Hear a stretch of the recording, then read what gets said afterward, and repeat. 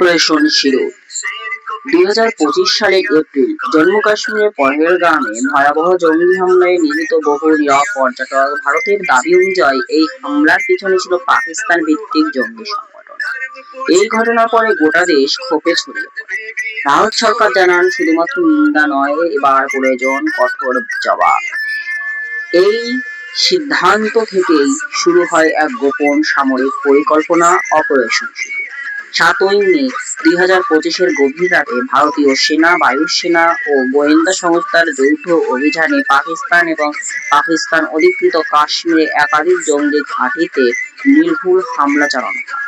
ভারতের দাবি, মোট 9টি জঙ্গি অবকাঠামোকে লক্ষ্য করে এই স্ট্রাইক করা হয়েছিল। এই অভিযানের সবচেয়ে গুরুত্বপূর্ণ দিক ছিল ভারত সামরিকভাবে পাকিস্তানকে সরাসরি আক্রমণ করতে যায়নি, সামরিক ঘাঁটি লক্ষ্য করে, অর্থাৎ শুধুমাত্র জঙ্গি প্রশিক্ষণ কেন্দ্রগুলিকে নিশানা করেছেন বলে জানান।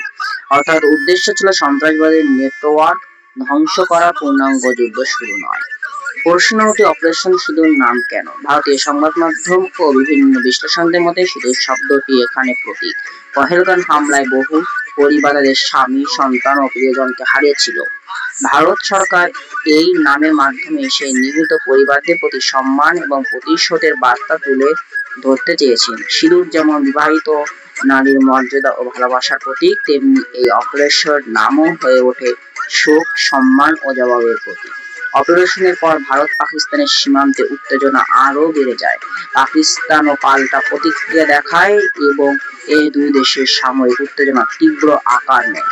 আন্তর্জাতিক মহল উদ্বেগ প্রকাশ করে এবং পরিস্থিতি নিয়ন্ত্রণ রাখার আহ্বান জানায়। ভারতের পক্ষ থেকে দাবি করা হয়, এই অভিযানে জঙ্গি নেটওয়ার্কের বড় ক্ষতি হয়েছে এবং ভবিষ্যতের হামলার পরিকল্পনা ব্যাহত হয়েছে। একই সঙ্গে অপারেশন সিঁদুর ভারতের নতুন নিরাপত্তা নীতির একটি বার্তা। সন্ত্রাসী হামলার জবাব এবার দ্রুত এবং সরাসরি দেওয়া হবে। অপারেশন সিঁদুর শুধু একটি সামরিক অভিযান নয়, এটি ছিল ভারতের রাজনৈতিক বার্তা, একটি কৌশলগত সিদ্ধান্ত এবং নিরীহ মানুষের জন্য প্রতিশোধের প্রতীক।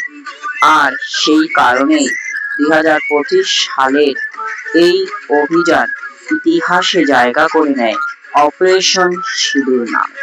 জয় হিন্দ, বন্দে মাতরম, ভারত মাতা কি জয়।